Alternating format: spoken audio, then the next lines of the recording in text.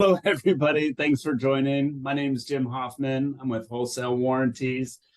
Today, I have the pleasure of sitting down with Tom from Outdoor Miles. Tom and I have gotten a chance in the past to sit down a few times. We really wanted to get together, talk a little bit about what's coming up in the RV world, about winterization, but also being outdoors when the temperature falls a little bit and gets a little chilly. All that to be said and coming up later. But first and foremost, I want to check in. Tom, how's everything going with you? It's going good. Yeah, I'm up in upstate New York right now. It's a little bit chilly. Got a little bit of snow showers going on, but I'm sitting in my camper. I have it set up at home for a little bit of remote work space, and it's going good. Yeah. Nice. Yeah, we were in the high 50s, low 60s today. So we out here in Southern California, we were a little bundled up as well. We didn't have the snowflakes coming down. It's still winter nonetheless, so a little chilly. So not only today are we going to be talking about winterizing your RV, some kind of tips, some things that you kind of learned throughout your time. But I believe there's also a giveaway for anybody or for all those that are there who put in comments, maybe a question, location, something to that effect. Can you talk a little bit about your giveaway? Yeah, well, I think because the theme of this conversation is about RVing in the winter camping, one of the things that I thought I could do was provide a little care package of some goodies that will help make your RV camping experience in the winter a little bit more comfortable. So I'll surprise you with what's in there, but definitely I think we're going to do, if you leave a comment, that will get you entered into the giveaway. So go ahead and ask your questions and leave some comments, and we'll find our winner.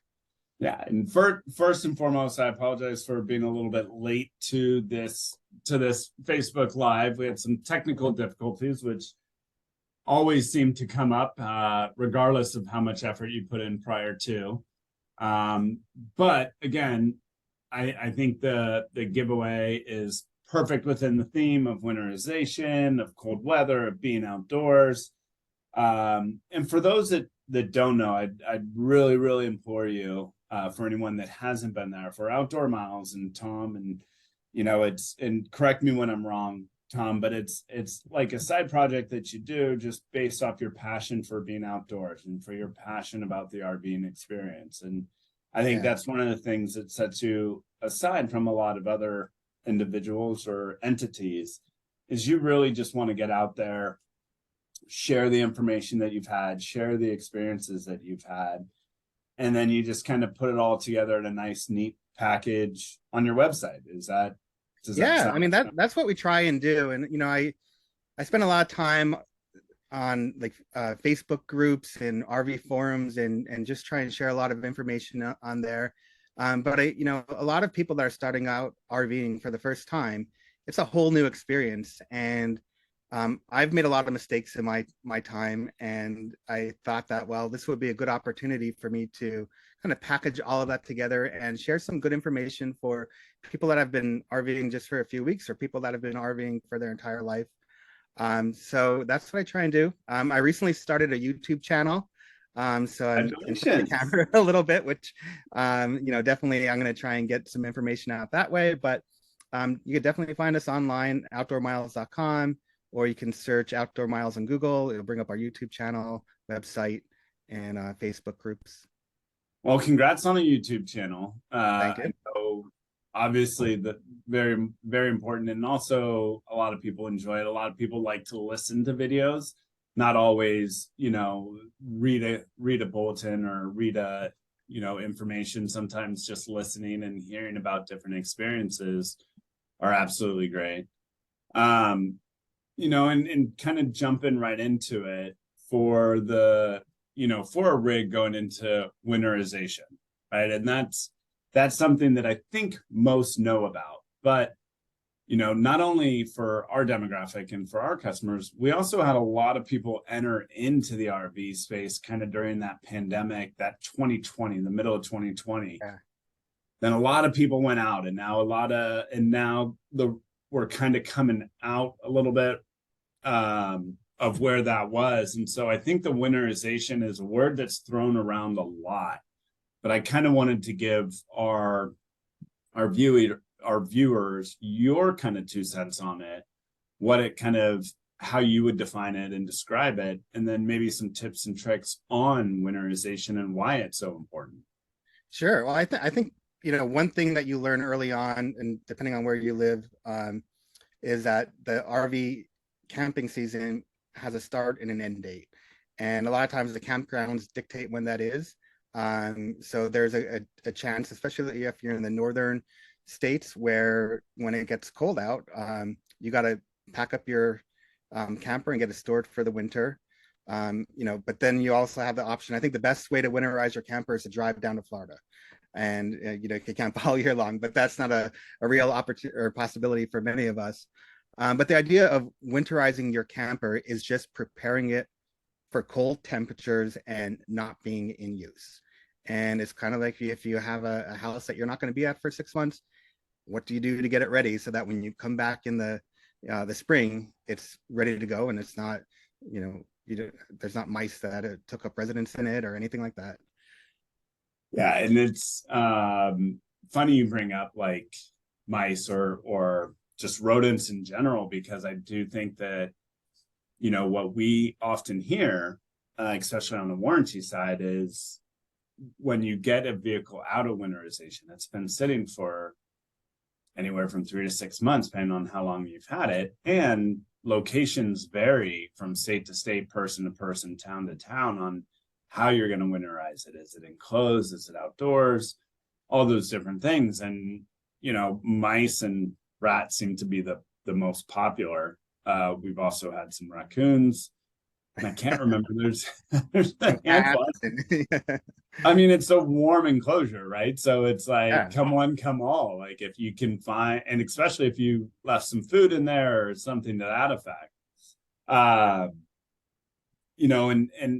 when that goes, I'm wondering about like pest prevention, right? Like I think at home, it's like, oh, we have a mouse, so we put out a mouse trap, but it's not going to be the same when something's there for such a long period of time without, the hustle and bustle of people coming in and out. And so I'm wondering what tips or what recommendations or any experiences that you may have with them. Yeah, well, I think the first thing to realize if you're storing your RV for the winter when it comes to mice is that mice are going to try to get in there, and they probably will be successful. Unless you have like maybe an enclosed garage and mice aren't in there, they're going to try and find their way into your RV. I mean, you're ending your vacation and they're starting theirs. So the first thing that you can do, I think, is really inspect your RV and seal up any holes or places for mice to get in there. You'd be really surprised at how small a mouse can squeeze or reduce their body size to get through the smallest of holes. And when you think about your RV, one of the biggest access points is your underbelly. So it's normally just a piece of like corrugated plastic that's between that and the underbelly of your RV. And there's little gaps and things that a mice can squeeze through to get in there. And once they have access to your underbelly, they have access to the rest of your RV. So first and foremost, try and seal up as many holes as you can. Spray foam and steel wool works really well. If you put a little bit of steel wool in there, spray foam around it, you can pretty much stop mice from getting in there. But the other thing that you want to do is really try and make it less inviting for a mouse to be in there. So at the end of the season, make sure you get rid of all of your food, vacuum up your RV, look behind the sofa where your kid might have dropped a French fry, get rid of that, and just make sure that you don't have a lot of things that will make it a good hotel for a mouse for a few months. Now there's a lot of like ideas out there on what to put in your RV to keep mice out. You probably have heard about dryer sheets. And then there's the Irish Spring soap, peppermint. All of those may work, but what they're doing is they're creating an odor that mice don't like. And if mice smell that odor, they're gonna, hopefully not want to take up residence there. But the thing about mice is that they'll get used to an odor, and the odor will eventually dissipate. And so they might not come in November, but maybe December. It's just the right conditions for them to be in there. So, using like different deterrents is often not enough. What I definitely suggest for people is, prevent them from getting in. Try to use some odors to kind of deter them from wanting to stay there. But I always suggest putting some type of trap in there if you can. It could be a live trap. It could be a regular mouse trap. If you have the chance to check your RV over the winter and you have the traps in there, hopefully you'll be able to get any mice that do get in there. If not, they're going to make their home, and in the springtime you're going to want to make sure that you do a good inspection, clean any signs of mice out of there, and hopefully they're gone by the time you're ready to start your camping season.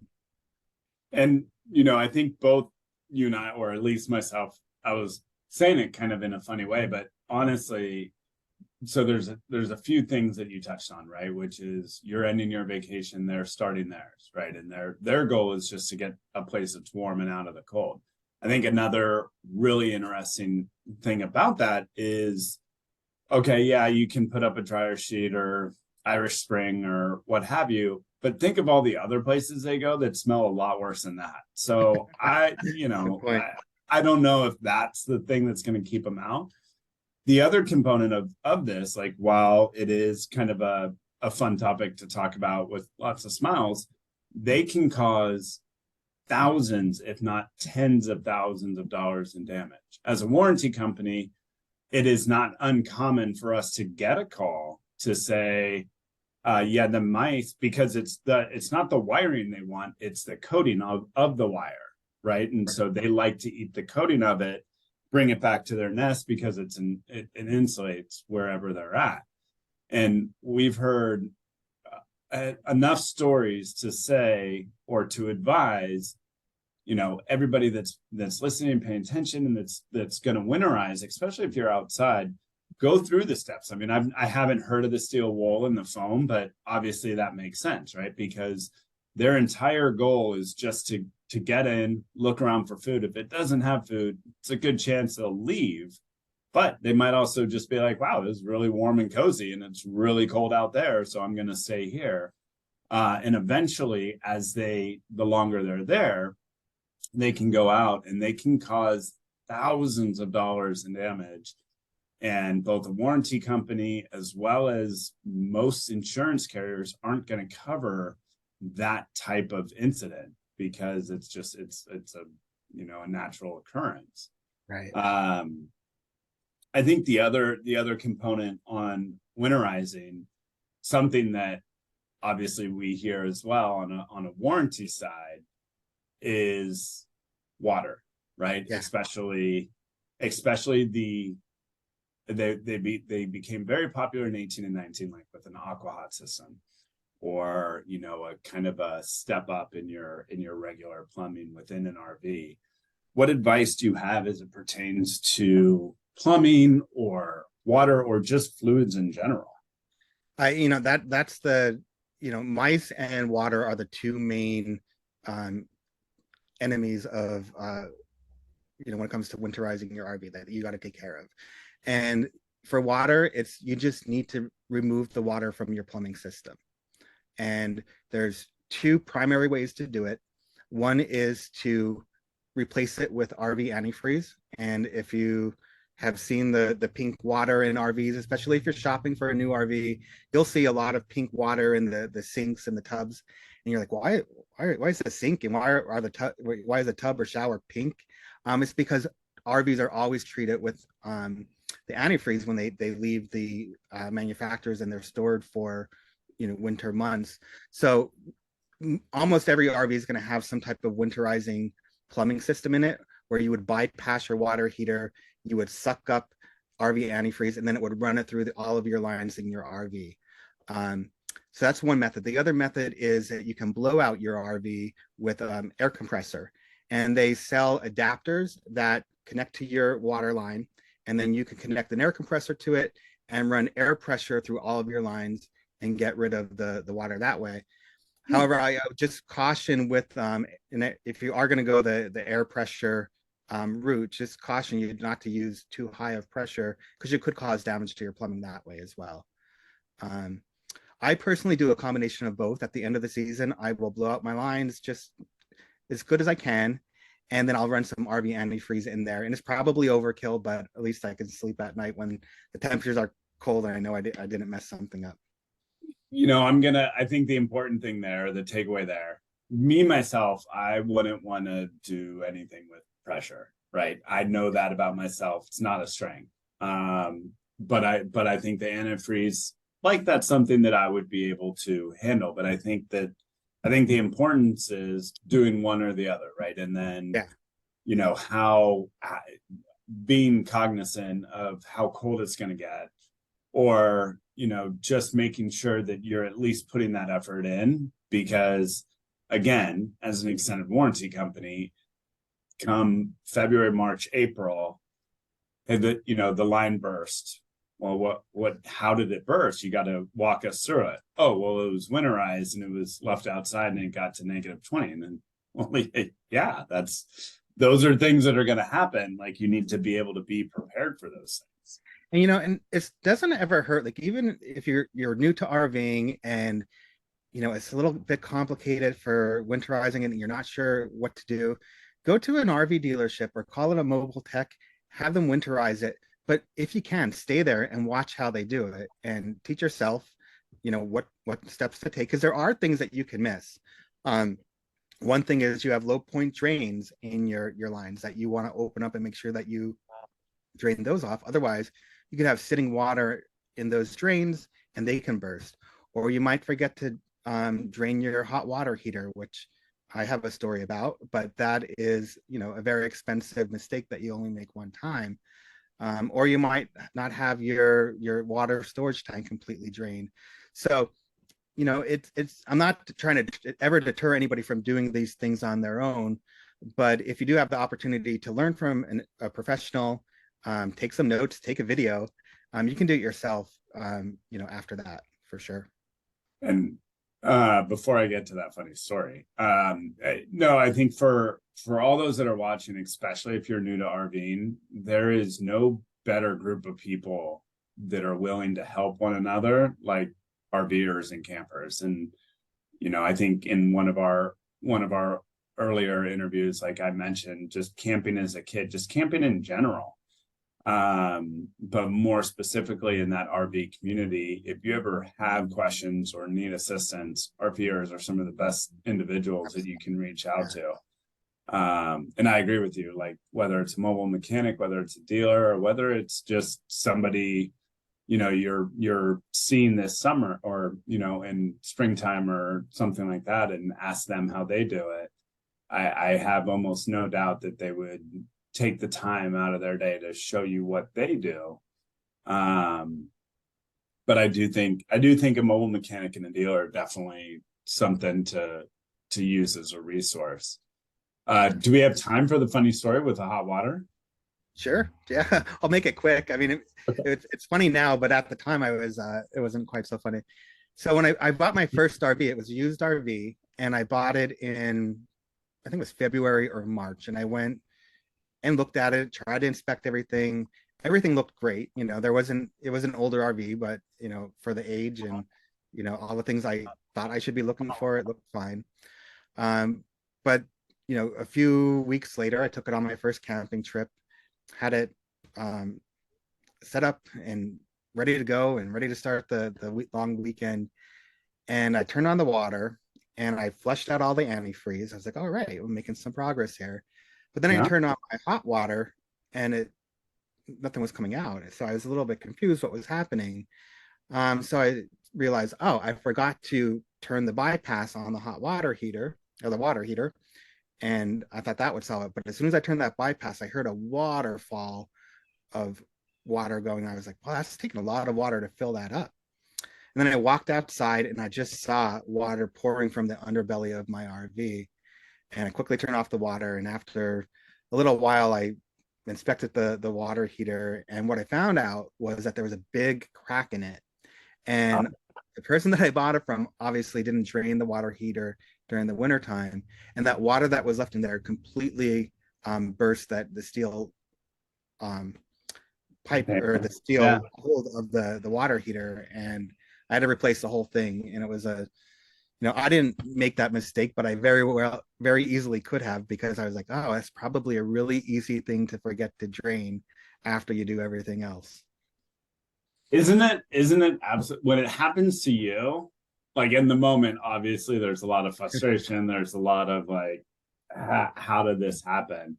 But then when you're able to take a step back and realize like just X amount of water is able to get so cold and expand so much that it's able to burst, right? Either a steel canister or a pipe or what have you. Like it's crazy to think about it after the fact. Right. During not so much fun. Yeah. I was like, well, I'll take a shower in the bathhouse at this campground. Yeah. Again. There was also one other topic that me and some of the employees were talking about today, and it had to do with batteries. And I didn't know some of this. And so I was, instead of me speaking to it, because I was explaining how I don't think I've removed a battery for at least 3 decades. And I'm almost intimidated by the way they look now. And then there's so much going on. What is your advice or recommendation for that? I think the best advice is at the end of the camping season, if you're not going to have a charge, you're not going to have your RV plugged in, or you're not going to put a charger on that battery, just remove it, take it home, put it in a heated space in your house, and keep a trickle charger on it. But then come the spring and you put it back there. If you leave it out over the winter, the battery could freeze and it could ruin the battery. Now, there are other, people have lithium batteries that are supposed to, be less prone to like freezing temperatures. But they're also like $500 or $600 for a battery. And, you don't want to take that risk of leaving it out there. So if you're not going to be using your RV and it's going to be left out in the cold, just unplug the battery, take 2 clamps off of it, the cables, throw it in your car, take it home, and you're good to go. And then when you put it back in the spring, you have a healthy battery. If you do want to leave it on the RV, I would suggest keeping a charger on it so it constantly has a charge going to it, a trickle charger. And for those that are watching, please make sure to leave a comment. Can be the type of rig you have, location you're at. We're going to be drawing a winner where Tom will send you a care package for what I'm going to go into here shortly is winter camping trips. But I did want to mention, only because it happened to me recently, granted it was on a SUV and not an RV, but if you haven't looked or purchased a battery recently, just be prepared. So the little advice that Tom's giving right now will save you. And I don't know, I probably took like 6 months off my life when I was like, how much are you charging for a battery? But then it didn't dawn on me the supply chain and and just all inflation and everything that's been going on recently. I was taken aback, and that was just on a auto, right? And so RV isn't going to be any less than that. That's typically for sure. But segueing in, because we do have a prize to give away, or a care package from you on winter, like making it your giveaway is a little bit like making it comfortable while you're traveling, and kind of keeping you cozy while you're camping in the winter. And so I wanted to ask you, what is some of your suggestions or tips as it pertains to getting out in your RV and utilizing it in the winter instead of winterizing it? Yeah, well, I think when you have an RV and it's the summer, the best seasons to camp are going to be the spring and the fall, because the temperatures are nice. You don't really have to do a whole lot of work. But in the summer and the winter, you're trying to either keep your camper cool or you're trying to keep it warm. Right. And in the winter, it gets a little bit more challenging because RVs are not very well insulated. Some are a little bit more insulated than others, but overall, it's very thin walls, and it's can be a very cold place to spend a night. So I wouldn't ever let that deter somebody from winter camping, because there are things that you can do to make it more comfortable. And personally, I think winter camping is some of the best times to get out there. And there's some campgrounds that are open up by ski resorts, so you can take your RV, go skiing for a weekend, and just have a really amazing time.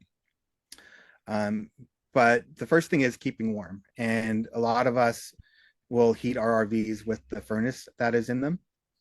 And, a furnace uses propane. And if you run that furnace, you have, just doing a little bit of math here, about a gallon of propane will last about 3 hours of runtime on a furnace.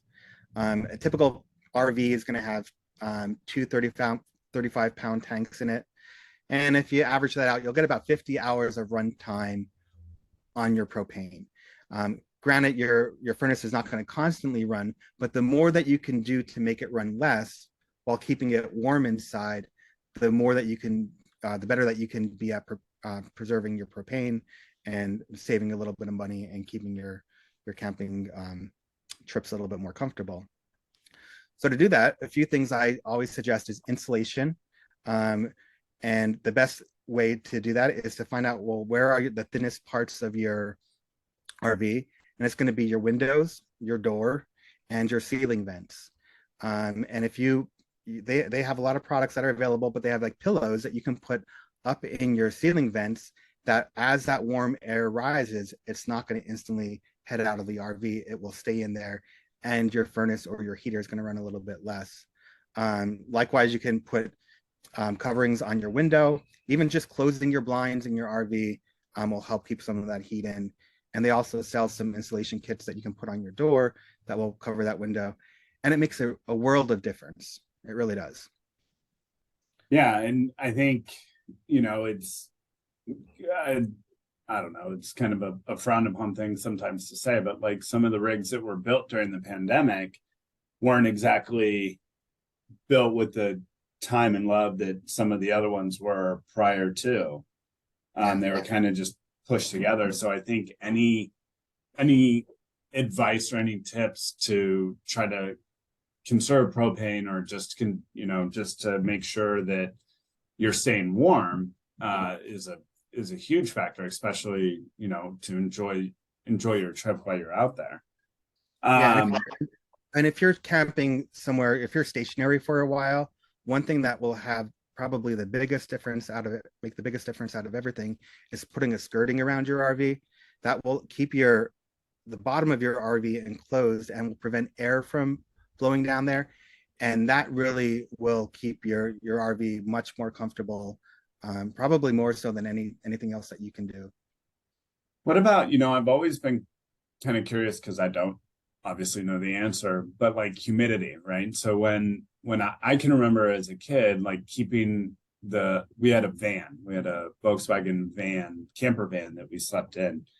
But even when it was cold, it would get really wet on the windows on the inside. And so, I mean, we just, I don't know, wiped it with our hands or our shirt or what have you. But I'm sure there's got to be something a little bit more knowledgeable help combat that.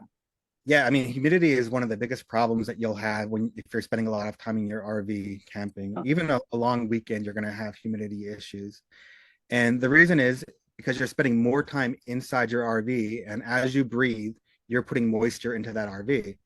And the RV is a small space, so there's really nowhere for that moisture to go, and it's going to build up as moisture in your RV. It's going to get on the windows. It's going to get under your mattress. It's going to get in your closets, and it can cause a lot of damage, almost as much as a leak can. If you get a lot of humidity, you can have mold growth, and you might not see that for quite some time, and you're going to have a major issue on your hands. So preventing humidity is an absolute must if you're camping in the winter. The first line of defense, which I always suggest, is a dehumidifier. They're relatively easy to find.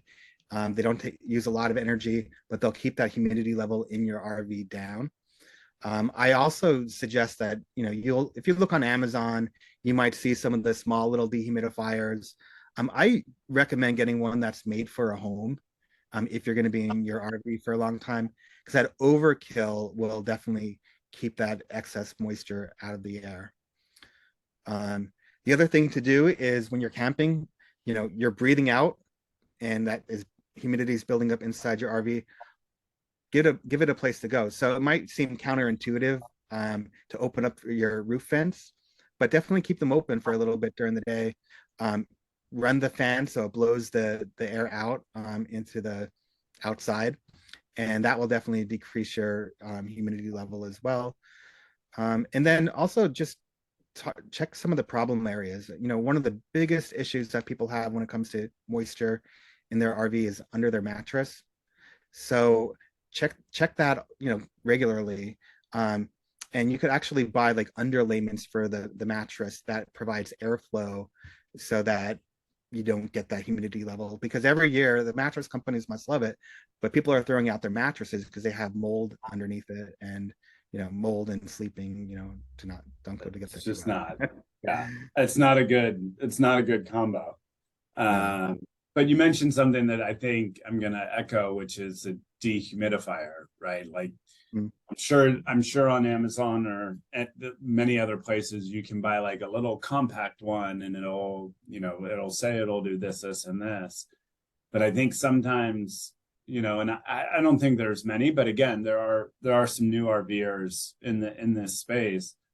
I think overdoing it to a certain degree is in your best interest, especially as it pertains to water or mold, because for an RV, besides all the mechanical components, which is what we keep an eye on, we're still amazed on some of the pictures that will come back from inspections on different mold, just not because of a leak, right? Just because there's so much moisture in there, the walls are starting to, like, literally the wallpaper is starting to come off, or you can see it when you open up, a medicine cabinet or a drawer or something. And so the home one, while it may be a little bit more expensive, ultimately, in my opinion, it would be a much smarter play to protect that investment, because at the end of it, you want to get out and use that RV, see the sights, travel, do all those things. But to your point, nobody wants to do that if the RV is covered in mold on the inside, or you got,